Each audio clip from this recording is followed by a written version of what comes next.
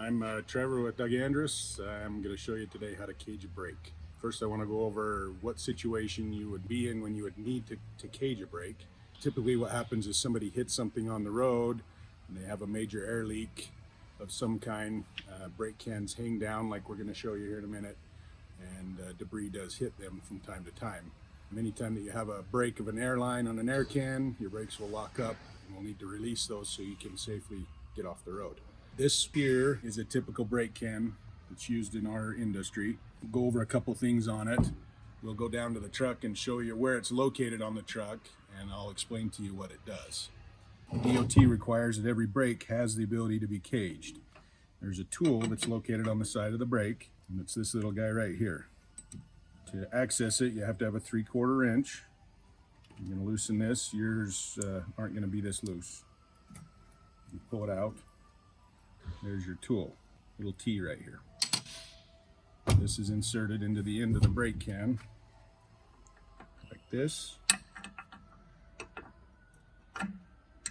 And it will engage into some slots that will pull this arm that way when you tighten it down.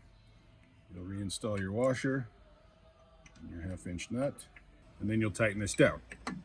Let's go to the truck now and I'll show you on the truck where this can is located, and I'll proceed to cage the brake on the truck like you would be doing in a real situation.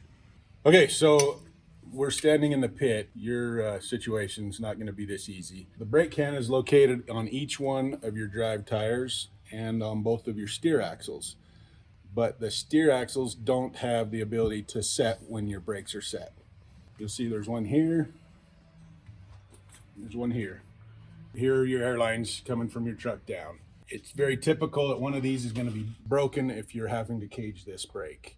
On the front of your can, there's a plastic cover. DOT requires that to be installed. So you'll pop that out, okay?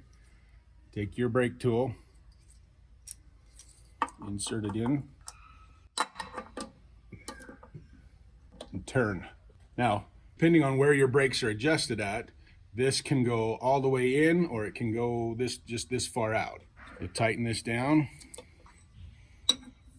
and they will take some turning to get them down. Okay, at this point, I want to reiterate that you'll want to make sure that the rest of your brakes are set so that when we release this, your truck doesn't roll away and run you over. So make sure that the rest of your brakes are set while you're doing this. Usually, if one of these lines is broken, all your air is going to be coming out anyway, so you'll want them to be set to eliminate the air coming out of the brake hoses. So at this point, we'll start tightening this up. It will progressively get tighter and tighter. Some are harder than others, so as long as the bolt is moving, keep tightening. This is a pretty strong, and if you're using a hand tool, you're not going to break this. Okay, it stopped moving at that point. Now you can take your wrench and on the drum, okay, the drum of your wheel, you can tap on it. Okay, if your brake is set, you'll have a loud thud instead of a ringing noise. We can compare to the one that's set over here. So that's the difference.